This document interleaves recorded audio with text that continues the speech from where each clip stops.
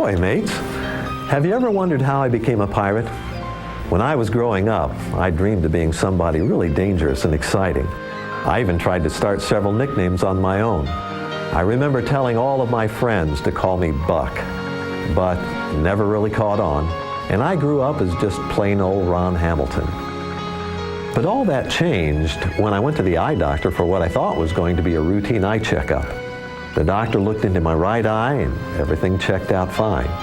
But when he looked into my left eye, he found a little tiny speck and he didn't know exactly what it was.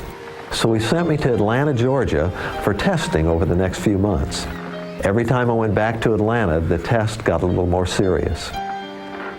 Everything culminated when the doctor rolled me into the operating room and told me he was going to have to go inside my left eye to find out what was going on. He said if it were a popped blood vessel or something I'd inherited, I'd simply wake up with a sore bloodshot left eye. But if it were cancer, when I woke up, my left eye would be gone. Well, it was a little suspenseful that day.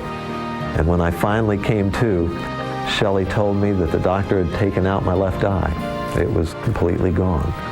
But we were both very aware that God's peace had come to take its place.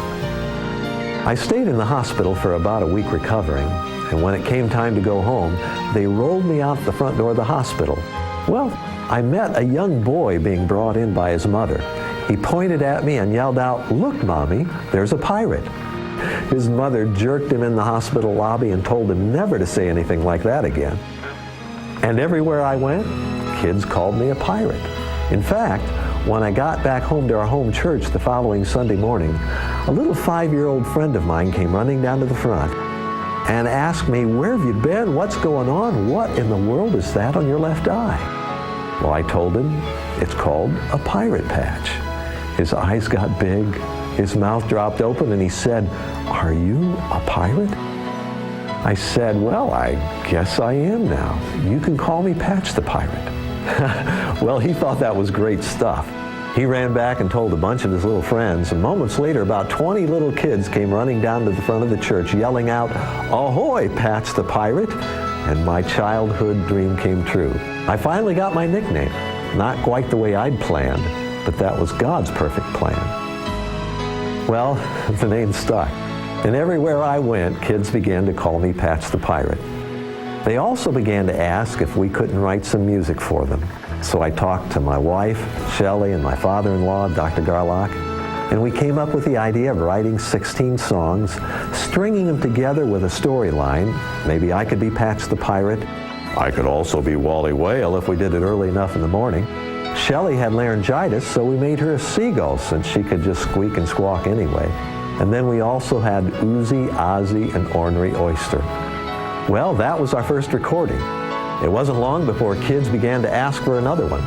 And parents began to say, "We're sick and tired of this one. Please give us another one."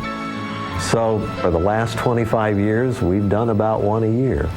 And God has taken something that looked like it was going to be a tragedy in my life, losing my left eye to cancer, and has literally changed it into one of the greatest blessings of my life.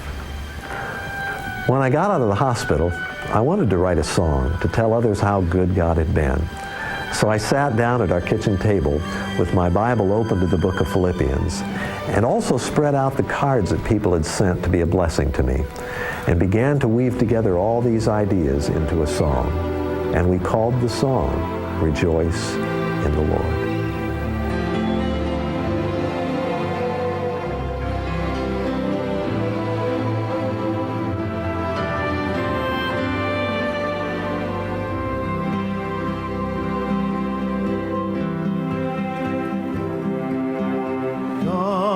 Never moves without purpose or plan. When trying his servant and molding a man, give thanks to the Lord, though your testing seems long. In darkness he giveth a song. Oh, rejoice in the Lord, he makes no mistake.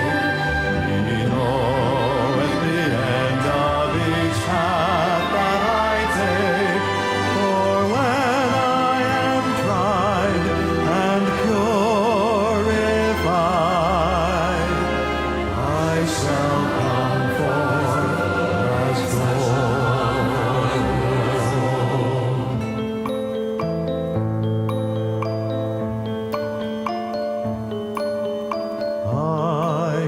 not see through the shadows ahead. So I looked at the cross of my Savior instead. I bowed to the will of the Master that day. Then peace came and tears fled away. Now I can see testing comes from above.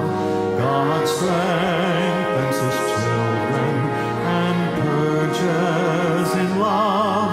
My Father knows best, and I trust in His care. Through purging, more fruit I will bear.